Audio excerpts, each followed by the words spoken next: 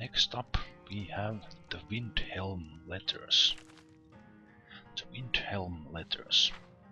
The following transcribed letters were recovered from a strongbox found after fire consumed a house in Solitude in the early part of the Third Era. Nobody by the addressed name lived at the home, and it is unknown how long the family had owned the strongbox. The letters are believed to have been written during the reign of Jarl Ergrur, the Unminded, who ruled Windhelm in the Second Era, and about whom few other records are extant. My dearest Thessalonius, I hope this letter reaches you and finds you well. It is getting more difficult to find paper within the city, but I still save the scraps sent by the city's tax agents. I hope you don't mind a household reckoning on the reserve of this. Windhelm remains as cold as ever, but nothing compared to the hearth of her king.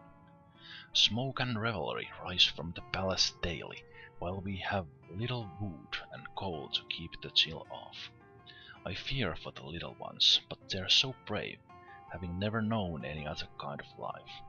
We all speak of you daily and hope that we may come to see you soon. Yours, Raia. Dear Thessalonius, your last message arrived safely, but the promised gold mentioned within did not. When I mentioned this to the courier, she shrugged and turned to the door with no other word. While hearing from you brings joy to us all, I would caution you to not trust that particular woman again. The minds of the city grow numb with cold and silence. We starve, and the unminded one makes no appearance, no speech, nothing to succor his people. His wizard has been seen walking the streets of the city at odd hours, visiting homes. I saw him paint some horrid symbol on one door. It dripped like blood before vanishing like sand in the wind. The next dawn, nobody who lived there still drew breath. I am a friend to one of the Skyrim Maids who was sent to clean out the house. She described the most horrible things to me and the children, but I will spare you the details.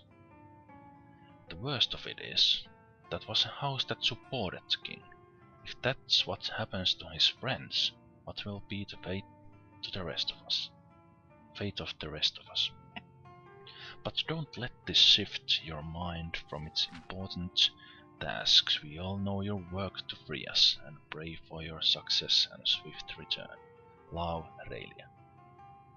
This next letter was scribbled onto a piece of cloth with what appears to be charcoal. Death. I hope you didn't actually. Efforts are important, but our sufferings must remain. Retaliation can be swift and terrible. If you no longer care for me, at least think of your love always. R. Dear Thessalonius, weeks go by and we have no word from Solitude. I tell the children that you're simply very busy, and it's getting harder to make excuses for you. If you can no longer send money, and I understand, smuggling anything of value into the city has become a fool's errand, at least send word that you still live and work for the freedom of Windhelm.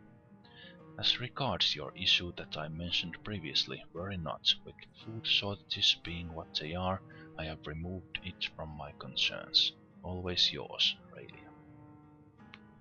My dearest Thessalonius, it was good to hear from you at last. Please forgive me the rantings of a starving mind.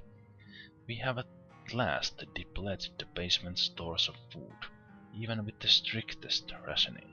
I see the little ones' faces growing thin, and my heart weeps for them. They are, in some ways, brave. I think they're looking after me, more so than I them. Please come home. I strongly desire to look upon your face. R. Papa, Ma said to write you, so we love and miss you. Ma is tired a lot, but has lots of visitors, so we are being good and helping. Love, Stessel and Chapel. Thessalonius, I don't have much time. The The city has finally broken. The gates of the palace will not keep us out. The storming begins soon. I have gathered those who still have a spirit to live, and we are taking our own fortunes to hand. I hope to see you on the other side of this. Pray for us, as we once prayed for you, your Raia. And those were the Windhelm Letters.